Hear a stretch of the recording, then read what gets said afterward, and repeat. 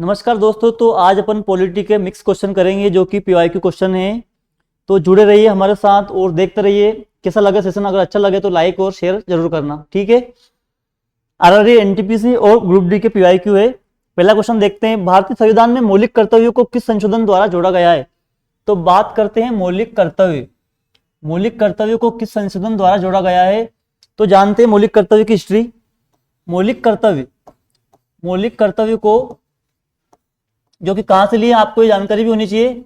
मौलिक कर्तव्य अपने संविधान में रूस से लिए गए हैं और इनको 1976 में इंदिरा गांधी की सरकार के टाइम, इंदिरा गांधी जब प्रधानमंत्री थी उस टाइम उन्होंने एक समिति बनाई, सरदार स्वर्ण सिंह समिति।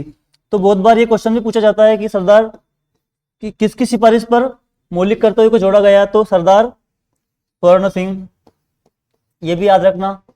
अब किस संविधान संशोधन द्वारा जोड़ा गया, तो 42वें संविधान संशोधन, 42वें संविधान संशोधन द्वारा मौलिक कर्तव्य को जोड़ा गया।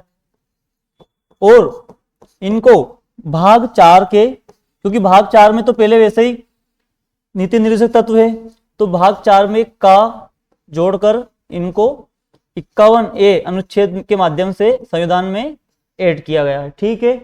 तो मौलिक कर्तव्य का आपको क्वेश्चन गलत नहीं होना चाहिए। इसके बाद एक और 86वें संविधान संशोधन में उस टाइम क्या संविधान में 10 मौलिक कर्तव्य थे, बाद में 11वां 86वें संविधान संशोधन द्वारा जोड़ दिया गया, जिसमें कहा गया है कि 6 से 14 वर्ष के बच्चों को, जो भी इन बच्चों को पाल रहा है माता पिता या संरक्षण, उनको कम से कम इनको शिक्षा का अधिकार तो देना चाहिए, ठीक है।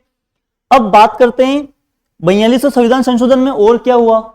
तो इसमें इंदिरा गांधी ने जो लोकसभा का कार्यकाल था, लोकसभा का कार्यकाल 5 वर्ष का था, उसको 6 वर्ष कर दिया, ठीक है। इसके बाद सत्ता पलटी, मोरारजी देसाई की सरकार आई, गठबंधन की सरकार थी वैसे। उन्होंने 1978 में फिर संविधान संशोधन किया और इसको 6 से करके फिर 5 कर दिया, ठीक है। अब बात आती है कि 52वां संविधान संशोधन, तो ये बात है फिर 1984 की। 1984 में जब इंदिरा गांधी की मृत्यु हुई और राजीव गांधी प्रधानमंत्री बने, उस टाइम पर इन्होंने, उस टाइम क्या है कि पूरे देश में अराजकता फैल गई थी और दल बदल इधर उधर, कोई की पार्टी का विधायक किधर जा रहा है, कोई किधर जा रहा है, तो पार्टियां टूटने लगी, कुछ बनने लगी, गठबंधन टूटने लगे। तो इन्होंने एक कानून बनाया जिसका नाम है दल बदल कानून। इसमें अगर कोई दल 6 महीने बाद दल बदलता है तो उसकी सदस्यता निरस्त कर दी जाएगी, ऐसा कुछ कानून में कहा गया है। साथ ही साथ इस कानून में 10वीं अनुसूची को भी संविधान में जोड़ा गया, 10वीं अनुसूची, जिसमें भी दल बदल के बारे में कहा गया है, ठीक है। अब बात करते हैं 61वां संविधान संशोधन। तो अब ये बात है 1989 की, जब देश में चुनाव का माहौल था और आचार संहिता लगने वाली थी, उसके जस्ट पहले राजीव गांधी ने एक कानून पास किया जिसमें वोट डालने की उम्र 21 से घटाकर 28 कर दी, 18 कर दी, सॉरी 21 से घटाकर 18, क्योंकि राजीव गांधी एक युवा प्रधानमंत्री थे। तो उनको कहीं ना कहीं लगा कि यार देश के युवा कहीं ना कहीं अपन को ही वोट देंगे, ठीक है। तो एक क्वेश्चन में आपको कितने डाउट क्लियर हुए, बिल्कुल कम से कम 10 से 12 क्वेश्चन अपन ने यहां पे कर लिए। अब आगे बढ़ते हैं।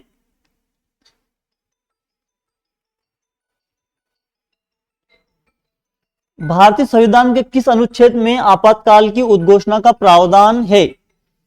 तो भारतीय संविधान में देखो, अनुच्छेद की बात करें अगर अपन, तो आपातकाल 3 प्रकार के होते हैं। आपातकाल 3 प्रकार के होते हैं। एक होता है राष्ट्रीय आपातकाल, उसके बाद होता है राष्ट्रपति शासन। कभी किसी राज्य में वो राज्य चुनाव कराने के चुनाव नहीं करा सकता है, तो उस टाइम पर राष्ट्रपति शासन लगा देते हैं वहां पे। राष्ट्रपति शासन,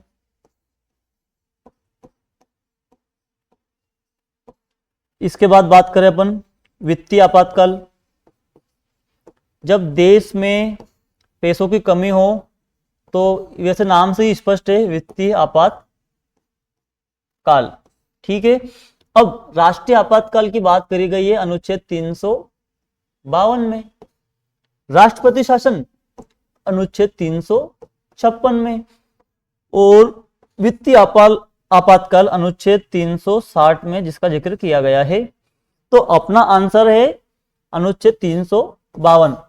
356 अपने देखा ही सही है, 360 वित्तीय आपातकाल। अब बात करें अनुच्छेद 368, तो हमारे देश में संविधान संशोधन जो कि अनुच्छेद 368 में जिसका जिक्र किया गया है, और यह दक्षिण अफ्रीका से लिया गया है। कहां से लिया है इसको?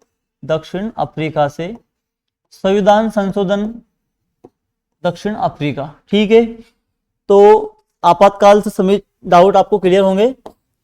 उसके बाद वैसे वित्तीय आपातकाल अपने देश में अभी तक लगा नहीं है, और राष्ट्रीय आपातकाल 3 बार लगा है, और राष्ट्रपति शासन तो बहुत बार राज्य में लग ही चुका है। ठीक है, आगे बढ़ते हैं।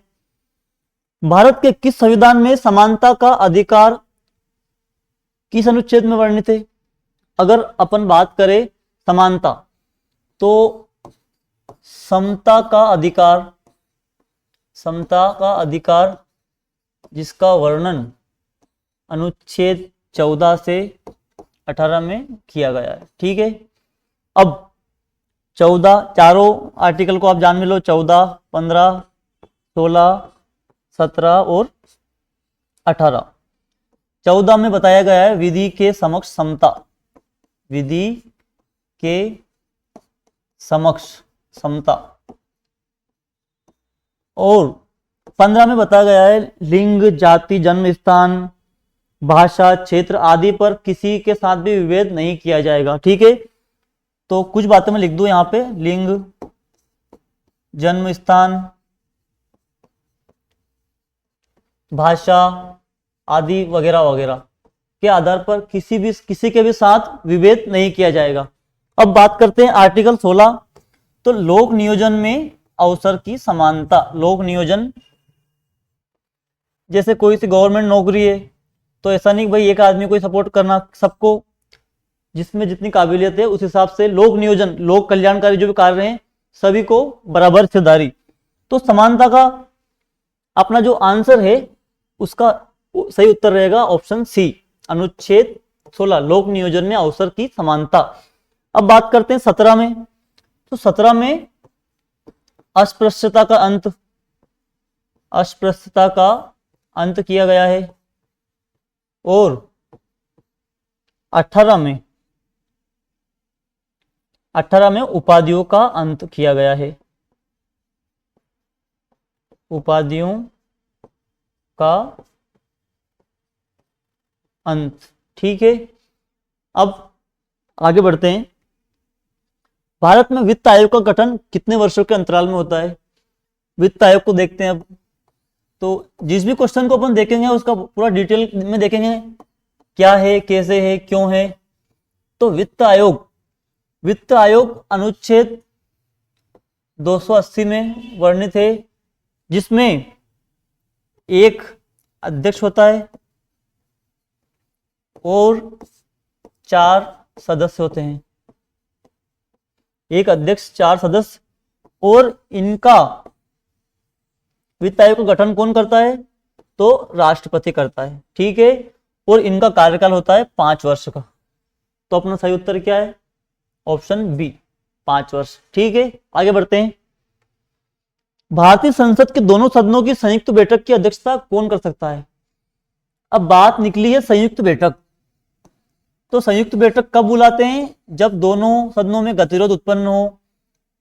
संयुक्त बैठक,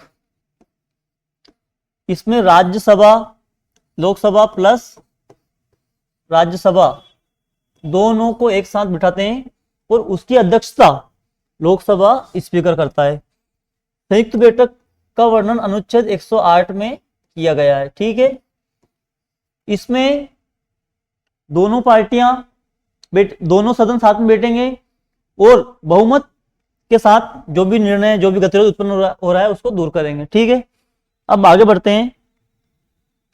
भारत के संविधान में राज्य के नीति निर्देशक तत्व किस देश से लिए गए हैं? नीति निर्देशक तत्व, अब बात करते हैं नीति निर्देशक तत्व। निर्देशक तत्व तो ये आयरलैंड से लिए गए हैं, आयरलैंड से इनको लिया गया है और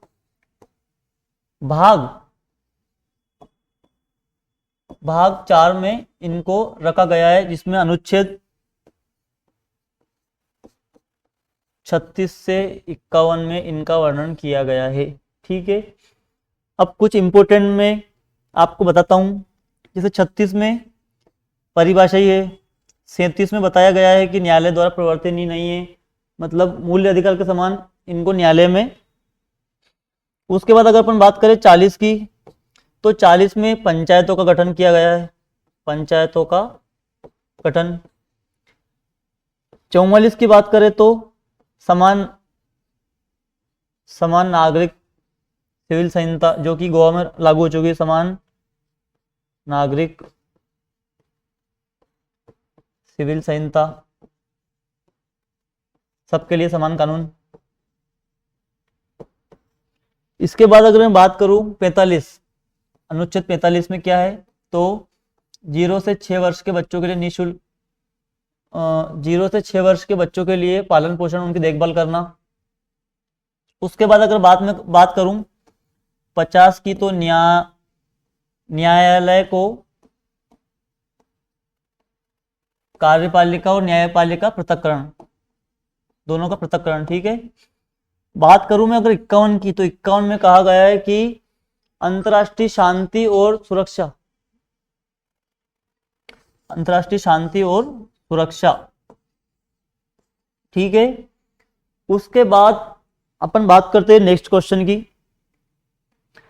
भारतीय संविधान के अनुसार विधि द्वारा स्थापित प्रक्रिया का उल्लेख किस देश के संविधान से लिया गया? अब ये क्वेश्चन बहुत कम से मतलब पता किसी को नहीं रहता, लेकिन आ चुका है ये क्वेश्चन। तो इसका सही आंसर है जापान। अब बात करते हैं जापान से, तो अपन ने विधि द्वारा स्थापित प्रक्रिया का उल्लेख किया है। तो अमेरिका से क्या लिया है, ब्रिटेन से क्या लिया है, आयरलैंड का तो अपन ने भी देखा ही है, निर्देशक तत्व लिए हैं। तो बात करते हैं अपन अमेरिका की। पहले अमेरिका की बात कर लेते हैं। अमेरिका में अपन ने जो कुछ लिया है इंपोर्टेंट में बताता हूं आपको। सबसे पहला है उपराष्ट्रपति का पद। ठीक है, उपराष्ट्रपति अपन ने अमेरिका से लिया है। मूल अधिकार लिए हैं अपन ने, मूल अधिकार भी वहीं से लिए हैं। उसके बाद महाभियोग, राष्ट्रपति को अगर अपन ने हटाना है तो महाभियोग कहाँ से लिया अपन ने, अमेरिका से। उसके बाद न्यायपालिका, स्वतंत्र न्यायपालिका।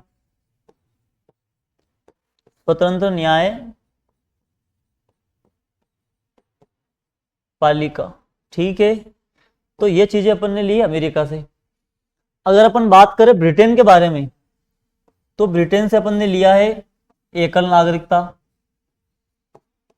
नागरिकता और राष्ट्राध्यक्ष का नाम मात्र का होना। जो राष्ट्र का अध्यक्ष है, जैसे अपने यहाँ राष्ट्रपति है, राष्ट्र अध्यक्ष नाम मात्र। और सबसे इंपॉर्टेंट संसदीय प्रणाली,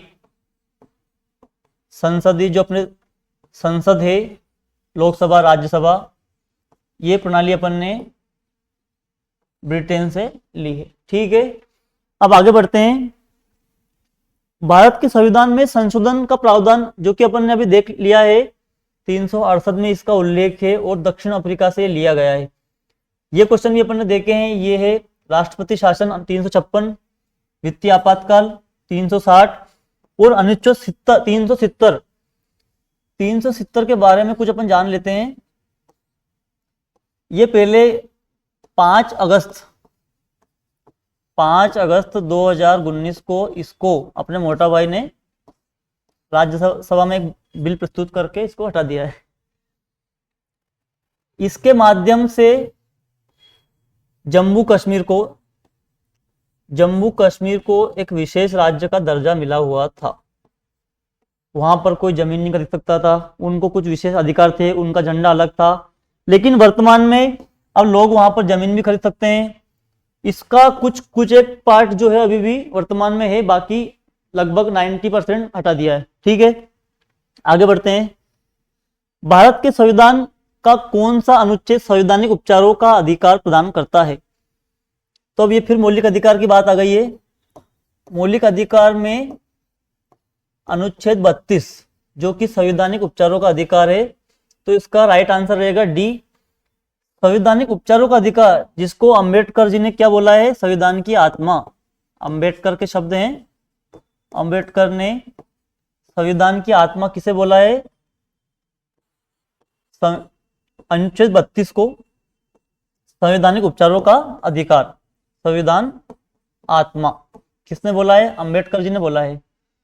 अब बात करते हैं अनुच्छेद 14 की।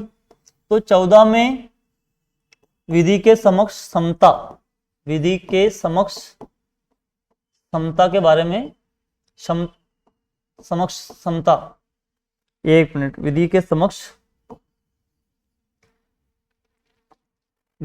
समक्ष